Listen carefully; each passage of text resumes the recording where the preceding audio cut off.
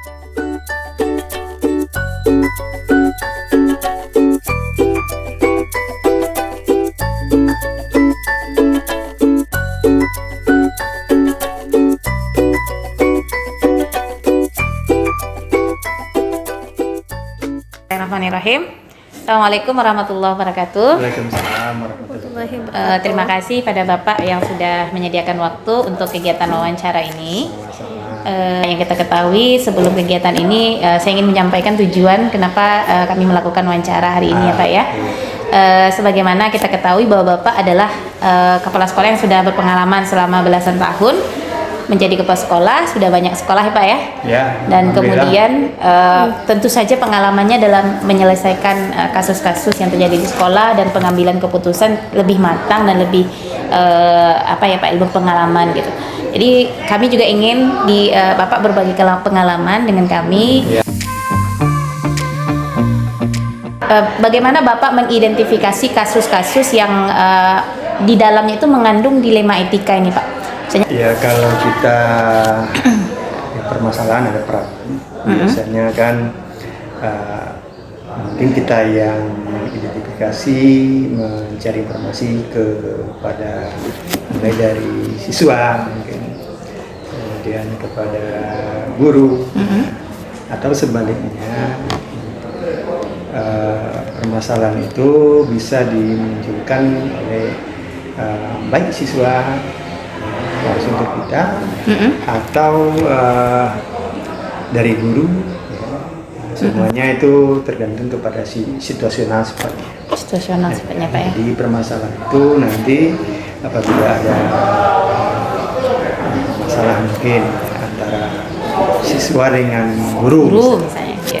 Kalau siswa dengan guru, tentu kita mendengarkan informasi, menyerap informasi sebanyak-banyaknya dari siswa tersebut, ya, dan kemudian mengkonfirmasikan permasalahan itu dengan mungkin siswa yang lain, apakah betul seperti itu gambaran dari siswa yang melaporkan atau menyampaikan permasalahannya, dan kita juga ya mengkonfirmasikan hal itu mungkin dengan tidak langsung kepada kawan-kawan kita guru, karena atau permasalahan kalau dari posisi yang misalnya siswa dengan guru, karena memang ya kerap terjadi ini sebenarnya kalau ditanyakan kepada siswa tingkat pelayanan kawan-kawan kita bisa saja nanti ya ini seperti puncak gunung es. Iya betul ya. Puncak gunung es yang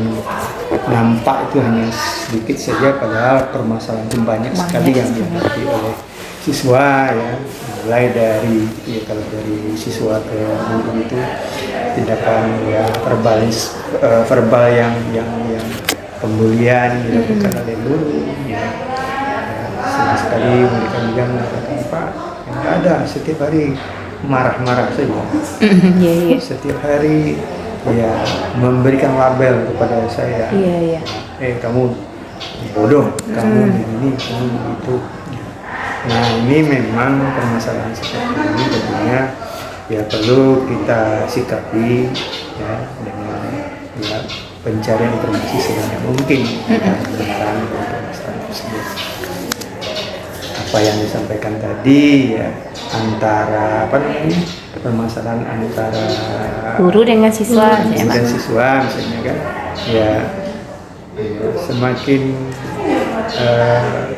banyak informasi yang dapat kita peroleh, otomatis akan melempangkan usaha kita untuk penyelesaian masalah ini. Ya, apalagi kalau dengan pola hubungan itu antara guru dan siswa kan tidak bisa kita serta-merta membackup atau menerima informasi dari siswa ini, dan ketika itu betul-betul dilakukan oleh guru tersebut, ya, seperti tindakan pembulian tersebut, tidak bisa pula langsung kita dipanggil guru tersebut. Namun kita mungkin menggunakan kesempatan secara pertemuan bersama, ya, kita sosialisasikan kepada kawan-kawan ya, bahwa tindakan seperti ini cenderung nanti menyebabkan ya permasalahan bagi siswa kita. Malah ada yang tidak mau sekolah lagi karena mereka mendapatkan mendapatkan labelan, bulian dari kawan-kawan kita. Di samping itu kita juga bisa memberdayakan teman sejawat. Ya, siapa yang mungkin bisa menjadikan anak-anak kawan kita itu yang bisa dipercayanya, dan kita juga bisa percaya, ya kita selesaikan masalah itu melalui dengan kawan-kawan.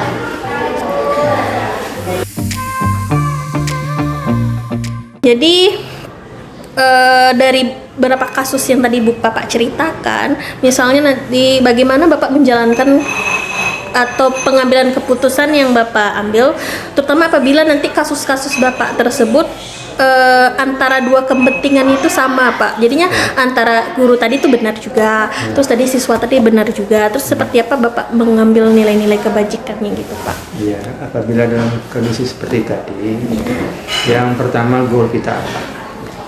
Masalah ini harus diselesaikan, misalnya pembulian. Dalam hal ini kita bukan memandang menjudge bahwa teman kita ini salah. Mungkin ini karena guru itu kan produk dari lingkungan, produk dari pengalaman produk pengalaman di lingkungan ya otomatis kawan-kawan kita itu ya tidak serta-merta bisa mengubah cara berpikirnya, mengubah cara berbuatnya. Nah, ini mungkin lebih baik kita menyiapkan anak tadi, ya, menguatkan mentalnya, terus membicarakan bahwa hal ini tidak hanya terjadi kepada dia, namun pada saat tertentu kita juga perlu hal-hal ini mungkin juga terjadi dengan guru yang lain. Nah, ini kan kalau untuk orang tua kita punya parenting, ya mungkin untuk kawan-kawan kita guru ini kita ikutkan kegiatan seminar-seminar yang memperhatikan tentang bahaya dari bullying tadi, ya. Atau kita ya secara pertemuan-pertemuan sifatnya bersama bisa kita tapi kalau pada gilirannya nanti memang permasalahan itu sudah terlalu rumit, ya mungkin tindakan persuasif perlu dilakukan dengan memanggil guru tersebut. Nah, otomatis ya, kalau memang ini sudah membahayakan diberikan ya terapi, tapi tidak memberikan judgement ya. Jadi kepada bagaimana perubahan, pembinaan ya Pak? Perubahan supaya hal ini tidak terjadi. Kalau terjadi pun mungkin frekuensinya langsung tidak bisa kita serta-merta langsung ya berubah, tidak bisa seperti itu. Kemudian juga masalah yang tadi ya, ini masalah etika ya. Iya, Pak. Misalnya siswa kita ya, masuk masalah asusila atau masalah ya kriminal pun. Untuk masalah asusila itu ya kita tentunya berpikir bagaimana ya, anak tadi ya, terselamatkan dalam hal ini ya, karena mereka di posisi apalagi siswa SMA atau SMK, mereka ya dalam tahap perkembangan emosional mereka masih belum bisa membedakan antara yang baik dan buruk itu ya, terkadang mereka dominan pengaruh dari lingkungannya sehingga otomatis mereka ini apa yang dilihat itu menjadi benar. Betul. Untuk itu memang butuh ya pemahaman yang sama antara kita dengan guru-guru kita ya apabila ada permasalahan asusila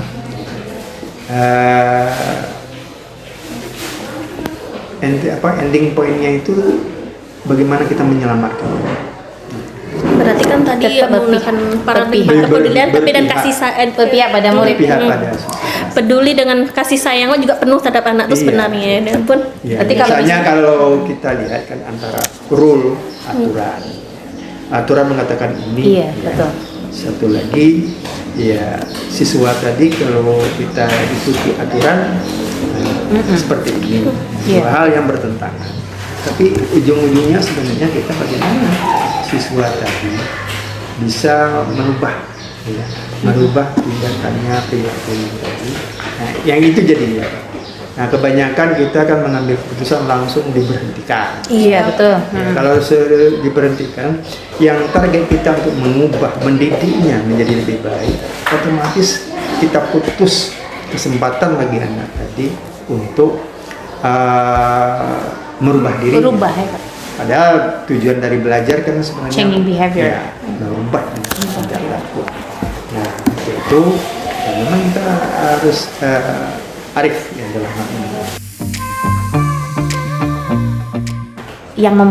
Yang menurut Bapak ketika Bapak memimpin, ternyata mengambil keputusan, yang menurut Bapak langkahnya efektif selain misalnya Bapak mempertimbangkan misalnya latar belakang siswa atau misalnya latar belakang misalnya kalau guru ya latar belakang guru. Selain itu apa kira-kira yang ketika Bapak ngambil keputusan Bapak merasa oh ini rasanya kalau langkah ini efektif.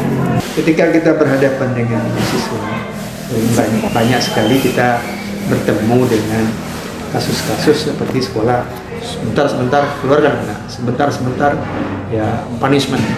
Iya. Nah, kita sebenarnya bagaimana merubah punishment itu menjadi pilihan-pilihan yang terbaik dan itu diambil oleh anak itu tadi.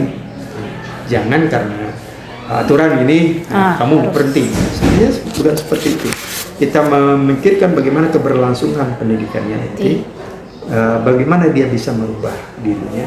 Saya rasa tidak ada manusia yang tidak salah. Iya. Satu poinnya. Yang kedua, ya kita harus menjadi problem solver, mengatasi masalah anak-anak ini.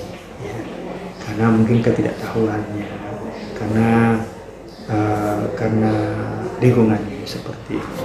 Nah, tentu butuh kita ya pemahaman yang komprehensif tentang apa yang menyebabkan anak seperti ini. Ya. Kalau kita biarkan apa akan terjadi. Jadi harus penyelesaian masalah itu yang solutif, yang bermanfaat bagi kita, tidak memberikan hukuman. Saya ya hukuman itu memang kadang-kadang perlu, tapi hukuman itu ya harusnya hukuman yang positif, Yang edukatif yang ya Pak. edukatif. Tadi sudah disampaikan ya Pak ya, berarti prinsip yang mau pakai pertama adalah care based thinking, berpikir dengan kepedulian, kemudian and based thinking, memikirkan tentang futuristik anak ini. selama yang keputusan yang biasanya Bapak ambil biasanya kan nanti itu berpihak kepada murid gitu ya jadinya nanti apakah memang Bapak mendapatkan tantangan dari hasil keputusan Bapak itu terkait Memang cara berpikir kita, ya, kita kan nggak bisa mengatur cara berpikir orang, bahwa ya, keputusan yang sudah kita ambil ini landasan filosofisnya ini, untung plus minusnya seperti ini, ya setelah kita analisa ini yang terbaik. Dari sudut pandang yang lain mungkin akan berpikir seperti dalam persepsi yang lain pula. Tapi begitu kita kan harus sebagai pemimpin kan harus mengambil keputusan, decision making. Nah, pengambilan keputusan itu otomatis ya akan selalu ada benturan-benturan di sana. Tidak akan terelak. Nah, begitu kita dihadapkan dengan benturan, ini kita perlu ya melakukan ya upaya-upaya persuasif kepada pihak-pihak yang tidak setuju dengan langkah yang kita lakukan. Bagi yang tidak setuju kita coba persuasi. Tapi kalau tidak ya ini keputusan harus dibuat segera. Artinya ini memang dalam kehidupan sehari-hari, dalam kehidupan kita di sekolah, ya, sebagai pemimpin di sekolah, kepala sekolah pasti akan dihadapkan selalu dengan dua hal, baik dan buruk, baik dan buruk. Ini memang perlu latihan untuk mengambil keputusan ini perlu latihan. Setelah ini harus banyak ya setidak-tidaknya mengambil satu unit. Misalnya jadi pembina OSIS itu akan menguatkan kita, ya membelajarkan kita bagaimana ya menghadapi ya decision making tadi. Karena jadi seorang pemimpin itu kan yang payah, yang susah itu adalah ketika kita mengambil keputusan. Untuk memerintah gampang, ya, instruksi gampang, tapi ketika kita dihadapkan dengan pengambilan keputusan itu luar biasa sulit. Nah ini dan ya kawan-kawan di CGP ini nanti ya setelah ini ambil unit satu, ya saya buatnya saya di mana, fashion saya di mana, ambil satu unit, kemudian coba pimpin unit tersebut, mulai dari perencanaannya sampai kegiatannya, mengelola teman-temannya sampai nanti ya, pelaporannya. Nah sepanjang itu kita lakukan kita akan ada bertemu dengan ya. Apa yang menurut Bapak rasanya yang menunjang atau yang membuat langkah-langkah Bapak lebih matang gitu? Sebenarnya itu kan analisa kita saja. Permasalahan ini, akar permasalahannya apa, kemudian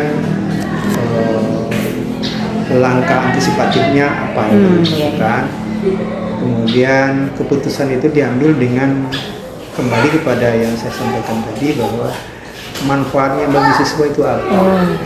Kalau ini dilakukan bermanfaat enggak bagi siswa itu, mungkin di sana katanya.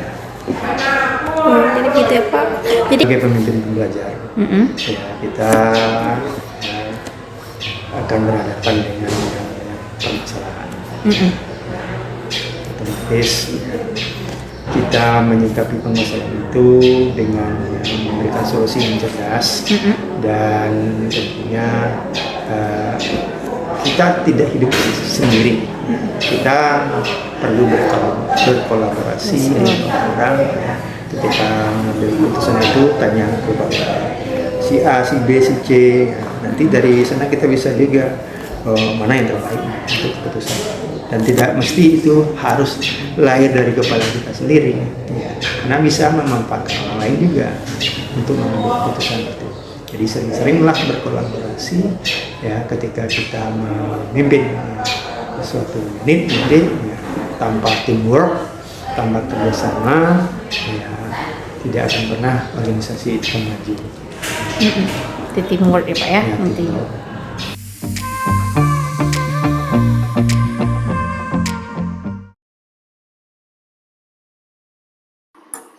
Bismillahirrahmanirrahim. Assalamualaikum warahmatullahi wabarakatuh. Waalaikumsalam warahmatullahi wabarakatuh. Bagaimana kabarnya Ibu Safriani? Sehat? Alhamdulillah sehat Bu Sri. Bu Oke, Sri gimana? Alhamdulillah, luar biasa ya Bu ya. Terima kasih atas kesempatan luar biasa kita pada pertemuan kali ini karena Ibu sudah bersedia menyisihkan waktunya berharga untuk wawancara pada hari ini ya Bu ya. Oke, siap. Oke Bu, sebelum kita mulai kegiatan kita dalam wawancara mengenai bagaimana kita menerapkan nilai-nilai positif, tentu saja sebagai seorang pemimpin kita menemukan banyak sekali kendala-kendala, dilema-dilema etika. Dia sama-sama positif, tapi dia bertentangan gitu Bu. Kira-kira ada Ibu menghadapi kasus di mana Ibu menghadapi dua hal yang positif, tetapi dua hal ini saling bertentangan gitu, sehingga menimbulkan dilema bagi diri Ibu sendiri. Sering Bu Sri, kita memang sering mengalami kejadian seperti itu karena memang tidak dapat dipungkiri di sekolah itu kan ada kita punya guru yang jumlahnya 55 orang, pegawai juga 15 orang. Nah, guru-guru tersebut itu mereka kan juga punya keluarga, punya orang tua yang juga mungkin akan memiliki kepentingan-kepentingan ataupun kegiatan-kegiatan yang kadang-kadang itu tidak bisa dielakkan dan kadang-kadang bertabrakan dengan kegiatan sekolah. Nah, seperti baru-baru ini itu saya mengalami yang seperti itu. Ada guru saya yang kebetulan anaknya sakit dan kemudian anak ini itu memang perlu perawatan intensif di rumah sakit dan otomatis itu tentu anak akan sangat mengharapkan ibunya bisa menyusupi. Nah, itu sebuah kasus dilema etika yang saya rasa agak berat saya ketika hal itu terjadi. Jadi kalau kita lihat ya Bu ya, berarti ibunya sedang sakit nih, anaknya yang sakit ya? Anaknya yang sakit. Anaknya sakit. Sementara pada dasarnya beliau punya tanggung jawab dong. Punya tanggung jawab. Sebagai guru gitu. Kalau seandainya anak ini dirawat ditemaninya lah gitu di rumah sakit, tentu Ya, maka jam mengajarnya siswa ditinggalkan di dalam kelas. Nah, ya, jadi ketika guru tersebut datang menghadap dan menyampaikan kondisinya, dan kita mencoba memahami dari sisi guru tersebut bahwa memang ini sesuatu hal yang tidak disengaja, tidak dikehendakinya, tapi memang harus dihadapinya. Jadi dua-duanya harus jalani oleh ibu tersebut, tanggung jawab sebagai orang tua dan kemudian juga tanggung jawab sebagai guru. Dan saya berusaha memahami bahwa ini bukan sebuah kesengajaan yang membuat ibu tersebut harus meninggalkan kelas. Mungkin itu dulu yang saya coba pahami. Saya anggap bahwa memang ini sebuah kasus yang terjadi dan tidak bisa kita elakkan, dan itu memang sebenarnya itu sama-sama penting. Kalau kita lihat dari sisi seorang ibu, dia sangat penting harus mendampingi anaknya di rumah sakit, dan sisi seorang guru dia juga harus sangat penting untuk bisa mengajar siswa di dalam kelas. Itu dulu yang saya coba lakukan, Bu Sri. Berarti tahap pertama dari yang Ibu sampaikan tadi adalah kita memahami sisi-sisi manusiawinya dulu ya Bu ya. Karena kalau misalnya kita abaikan itu saja, kita langsung ini nggak bisa, ini sesuai aturan. Sementara dari banyak faktor, guru juga kan sama-sama manusia kan Bu ya. Jadi ada hal-hal yang Ibu pertimbangkan. Jadi hal pertama yang Ibu pertimbangkan sebagai seorang pemimpin dulu adalah mengambil sisi positif ya, nilai kebajikannya dulu ya yang ada pada kasus ini. Kemudian ketika Ibu mengambil keputusan itu, apa kira-kira tindakan efektif Ibu yang bagaimana Ibu memberikan dispensasi atau jangka waktu kepada guru itu meninggalkan siswanya di dalam kelas gitu? Jadi yang saya lakukan, Bu Sri, saya mencoba mengambil sebuah langkah yang membuat tidak ada satupun pihak yang dirugikan. Dan karena kita mengajar di SMK, itu siswa SMK sedang berada pada usia yang tidak bisa ditinggalkan di dalam kelas. Karena saya memang tidak merasa nyaman kalau ada guru yang meninggalkan kelas tanpa ada yang menggantikan atau bertanggung jawab terhadap kelas tersebut. Jadi langkah yang saya lakukan, terlebih dulu saya mengidentifikasi, saya minta jadwal mengajar guru tersebut. Kemudian saya berkolaborasi dengan wakil kurikulum dan ketua jurusan beserta guru-guru yang di mata pelajaran yang sama dengan guru tersebut. Saya coba ajak mereka berdiskusi, beri pemahaman bahwa ini musibah yang harus kita hadapi bersama-sama. Kita diskusi sama-sama bagaimana menghadapinya. Pokoknya anak ibu tersebut itu bisa didampingi di rumah sakit, dan kemudian siswa juga tidak diabaikan di dalam kelas. Nah, akhirnya hasil diskusi kita coba memetakan jam tadi, bagian-bagian mana mungkin yang bisa digantikan oleh rekan-rekan guru yang lain. Nah, itu kita petakan. Jadi seperti itu langkah yang saya ambil. Kemudian menurut Ibu, kita lihat nih, apa sih sebenarnya tantangan ini? Ambil keputusan untuk kasus-kasus yang Ibu temui di sekolah. Sering, banyak tantangannya Bu Sri. Jadi memang ketika kita mengambil keputusan atas sebuah kasus, itu memang pasti akan ada pihak-pihak yang merasa tidak nyaman dengan keputusan kita. Seperti saya di sekolah itu menerapkan bahwa ketika guru berhalangan hadir yang itu sudah direncanakannya, maka saya mewajibkan mereka untuk mencari guru pengganti. Nah, saya mewajibkan mereka untuk mencari guru pengganti dan mereka harus membuat surat izin. Nah, itu banyak sekali pertentangannya. Dengan berbagai alasan mereka sampaikan bahwa kadang teman tidak mau menggantikan, kadang seperti ini, dan saya selalu sampaikan kalau itu direncanakan, maka tidak ada teman-teman memang harus mencari guru pengganti, karena kita siswa di dalam kelas berpraktek menggunakan alat itu memang tidak bisa untuk diri sendiri. Nah, itu banyak sekali tantangannya. Jadi memang mereka beranggapan bahwa itu sebuah hal yang menyulitkan. mereka punya kepentingan, punya keperluan, kenapa harus kita bebani dengan mencarikan guru pengganti. Dan saya bila sampaikan, itulah gunanya MGMP atau KKJ Iya. di sekolah. Nah, melalui KKJ tadilah mereka bisa berdiskusi, meminta bantuan ke temannya ketika mereka memang perlu dibantu karena harus meninggalkan sekolah karena ada kegiatan-kegiatan lain. Kegiatan Jadi memang lain. seperti itu. Nah, itu memang Oh. banyak sekali. Banyak sekali. Luar biasa ya Bu ya. Jadi salah satunya memang datang dari guru itu sendiri gitu ya Bu ya. Iya. Paling banyaknya tuh dari guru sendiri. Kalau untuk dari siswa sendiri mungkin ada tantangannya Bu. Ada. Kalau setiap keputusan yang kita ambil, siswa pasti ada pro kontranya juga. Ketika misalnya kita mengambil keputusan, saya mengambil keputusan bahwa dilarang menggunakan handphone di sekolah. Nah, itu reaksi siswa luar biasa dengan berbagai alasan mereka sampaikan, orang tuanya akan menelpon dan segala macamnya. Dan dari guru juga banyak yang seperti itu, mengatakan bahwa ini perlu untuk kegiatan PBM dan segala macamnya. Tapi kita sekali lagi mencoba mengidentifikasi dan mengenali mana sisi positif dan negatifnya yang lebih banyak dari penggunaan handphone di sekolah.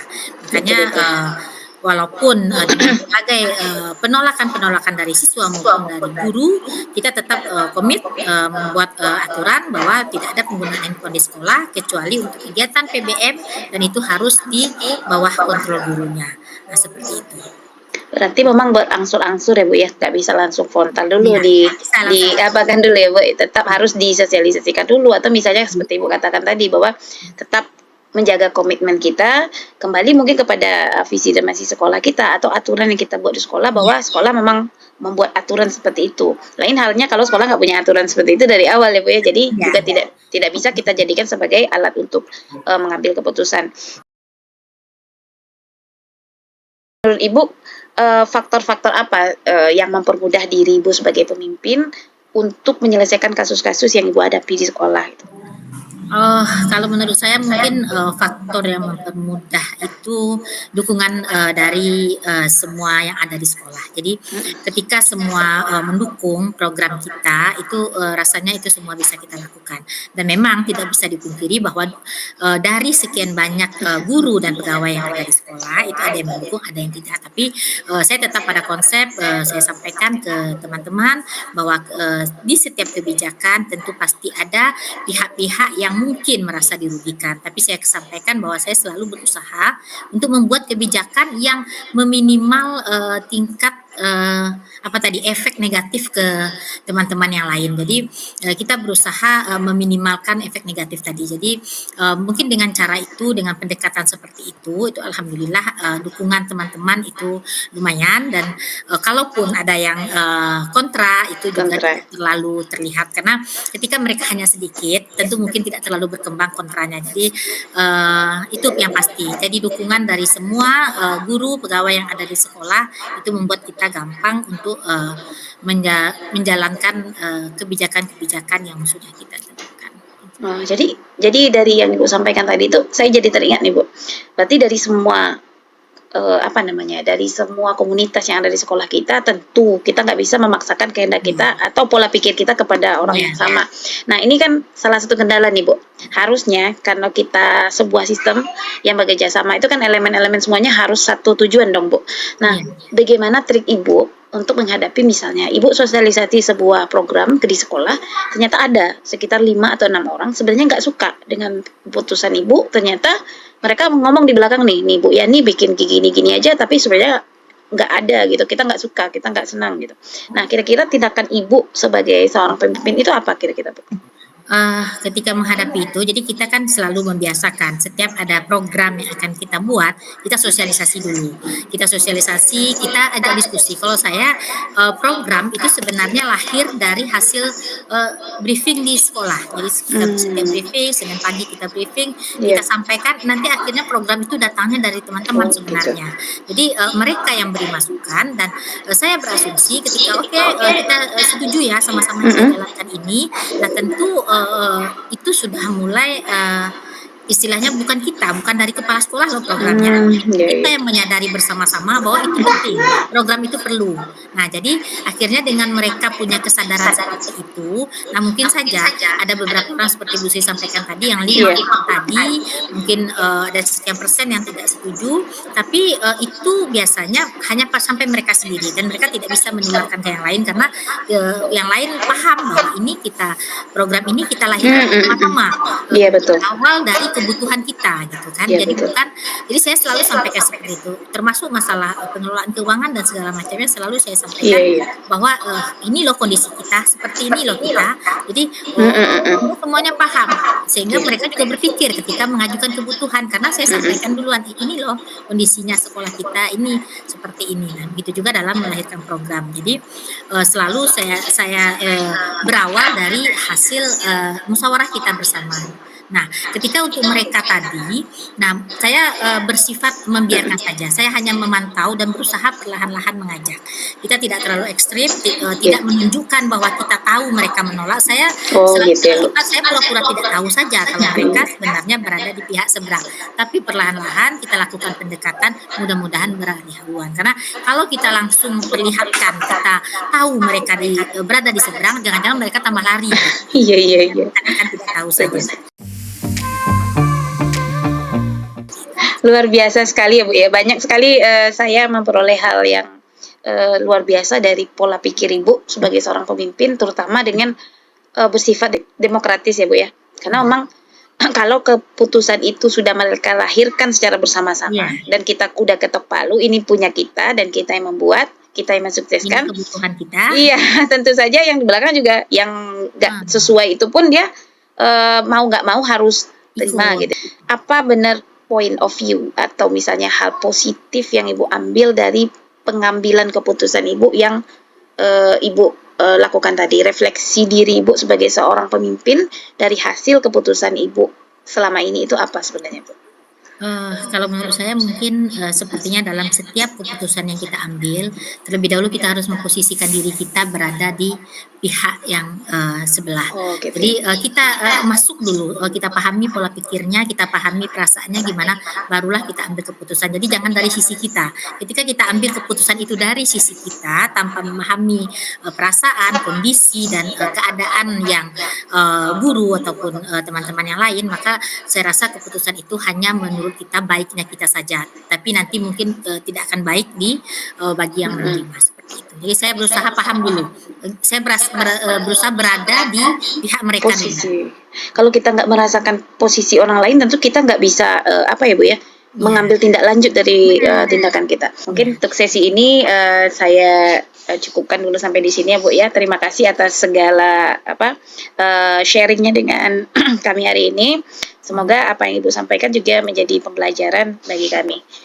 Kita tutup dulu ya Bu. Assalamualaikum warahmatullahi wabarakatuh. Ya, sama-sama Bu Sri. Waalaikumsalam warahmatullahi wabarakatuh.